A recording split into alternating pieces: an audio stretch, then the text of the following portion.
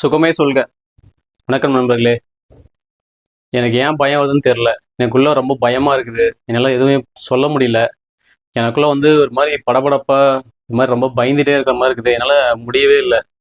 உள்ளுக்குள்ள ஒரு உணர்வு ஒரு பயத்தை ஏற்படுத்திட்டே இருக்குது. ஆனால் அது அந்த பயத்தை என்னால் எப்படின்னு சொல்ல முடியல. இப்போ யாராச்சும் ஏன்டா நீ தம்பி நீ பயமா இருக்கு அப்படின்னு கேட்டால் என்னால் சொல்ல முடியாது. ஏன்னா அந்த அளவுக்கு எனக்குள்ள பயம் இருக்குது. ஆனால் அந்த பயம் ஏன் வருதுன்னே தெரில.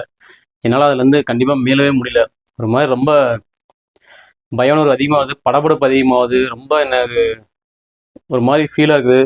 அப்புறம் ஏதோ எனக்கு வெளிச்சத்தில் இருந்தால் கூட இருட்டுக்குள்ள இருக்கிற மாதிரி இருக்குது. ஒரு ரூம்குள்ளே போனோடனே ஒரு இருட்டுக்குள்ளே போன மாதிரி இருக்குது. இந்த மாதிரி எனக்கு ஏதோ நிறைய பிரச்சனைகள் இருக்குது. ஒன்றுமே புரிய மாட்டேங்குது. எனக்கு ரொம்ப பயமாகுது. கை கால்லாம் நடுக்கிற மாதிரி இருக்குது. என்ன பண்ணதே தெரியல.